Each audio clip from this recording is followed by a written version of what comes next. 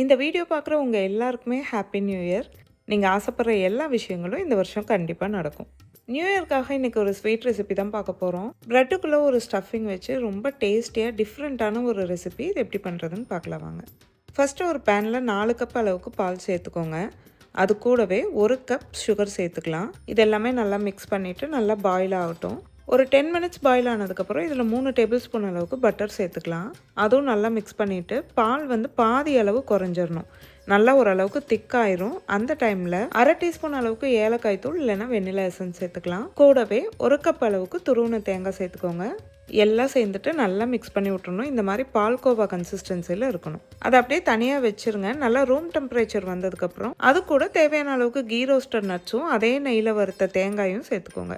தேங்காய் அப்படி சேர்க்குறப்போ கொஞ்சம் க்ரன்ச்சியாக இருக்கும். அதுக்கப்புறமா ப்ரெட்டு இந்த மாதிரி சைட்ஸ் எல்லாம் ரிமூவ் பண்ணிவிட்டு அதை இந்த மாதிரி கொஞ்சம் ரோல் பண்ணி வச்சுக்கோங்க. நல்லா இந்த மாதிரி ஃப்ளாட் ஆனதுக்கப்புறம் மில்க் வச்சு அந்த எட்ஜஸ்லாம் கொஞ்சம் இந்த மாதிரி வெட் பண்ணிவிட்டு அதில் 1 ஸ்பூன் அளவுக்கு நம்ம ரெடி பண்ண மிக்ஸ் வச்சுட்டு இந்த மாதிரி நல்லா ரோல் பண்ணிக்கோங்க. கொஞ்சம் டைட்டாக ரோல் பண்ணிட்டோம் அப்படின்னா அது பிரிஞ்சு வராமல் இருக்கும். எல்லா ரோலுமே ரெடி ஆனதுக்கப்புறம் ஒரு பேனில் கொஞ்சமாக நெய் சேர்த்துட்டு நம்ம ரெடி பண்ணி வச்ச ரோல்ஸ் எல்லாம் அதில் போட்டுட்டு 2 பக்கமும் நல்லா ரோஸ்ட் ஆகிற அளவுக்கு பண்ணி எடுத்துட வேண்டியதான். அது எல்லாத்தையுமே ஒரு ட்ரேயில் அரேஞ்ச் பண்ணிவிட்டு அது மேலே சுகர் சிரப் நல்லா எல்லா ரோல்லையும் படுற மாதிரி அப்ளை பண்ணிட்டீங்கன்னா நம்மளோட ஸ்வீட் பிரெட் ரோல் சூப்பராக ரெடி ஆயிரும்.